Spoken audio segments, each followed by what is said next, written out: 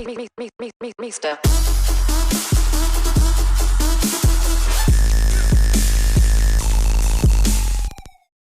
Hey everyone, Mr. MC here.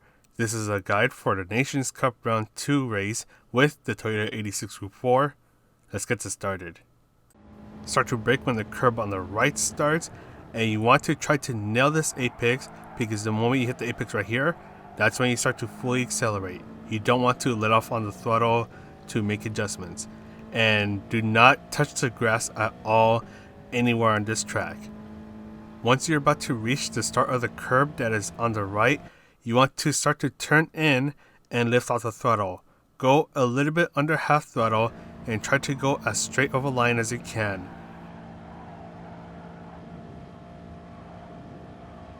This upcoming turn is a little weird, so you want to start to brake before the curb on the right starts, and you're going to go just a tiny bit wide, and then you're going to bring yourself in to line up with the apex. Once you hit the apex, you can start to accelerate and try to be careful with the curb that is at the apex, as that can potentially make your car a little bit unstable. Then for the S's, turn in at the 50 meter mark right here and just ease off the throttle. You'll be doing the same thing for this turn, and then one more time, ease off the throttle, go down a gear if you need to, and make use of the width of the track.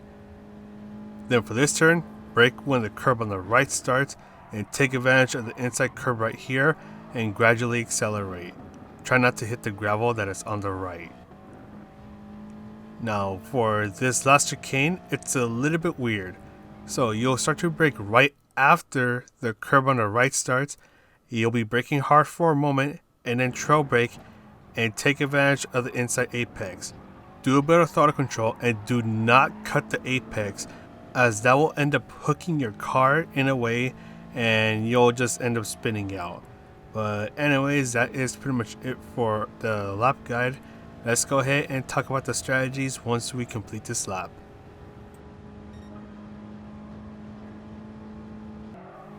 Alright, when it comes to the strategies, it's a little bit interesting. So here's this practice race that I was doing, and I'm running the racing hard tires in the back and the racing medium tires in the front. Our friend Hako, who is right behind us, is running the racing hard only tires, and he's going to go for the no stop. I'm going for a one stop, so eventually I'm going to go into the pit stop and change over to the racing medium tires. So when it comes to this strategy, the one that I'm doing right now, of the mixed tire compounds, it's going to feel a little weird, especially in the first few laps, because you have the racing hard tires which have less grip, and then you have the racing medium tires which have more grip, and they're kind of not always in agreement with each other when you're going through turns or slowing down, starting to accelerate. So you want to be a bit more careful about your driving style, or just how you drive the car in general, if you're using two tire compounds at once. Now I'm going to show the graph of the strategies that are possible here, but I do want to note that while I mentioned the first strategy, which is using the two compounds at once, it will satisfy the hard tire requirement. And then once you go into the pit stop, you go for the mediums.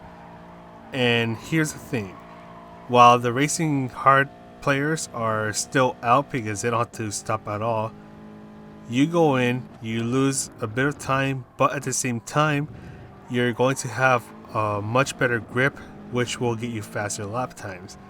Now this is where it gets really interesting, because towards the end of the race I almost catch up to him. Now I wasn't able to catch up to him because I made a driving error on the last lap, so I ended up a couple of seconds behind him. But if I didn't make any errors on that final lap, I could have ended up passing him. So here I enter the pit stop, and I'm about 4 seconds behind him because I made a driving error, as you saw in the start of the strategies clip. And now I'm about 11, 12 seconds behind, but because I have new tires that are better than his in terms of grip level, I'm going to be able to catch up to him over time, especially as the race goes on. So as you see here at the start of the final lap, I'm a little bit over 1 second ahead of, or behind him, and if I didn't mess up at the hairpin that's coming up ahead, then I could have potentially caught up to him, but fortunately I messed up over here. But either way, the point I'm trying to get is that if you're going to go for the no stop strategy, you have to be perfect in your driving. You have to be very consistent, and it's going to get a little bit harder, especially when it comes to dealing with the depth chicane, because you're not going to have as much tire grip that you want. Now, with this strategy, the racing hard, medium at the first stint, and then racing medium only at the second stint, the car might not react too well depending on the car you're using. I know with this car, it got a little squirmy at times.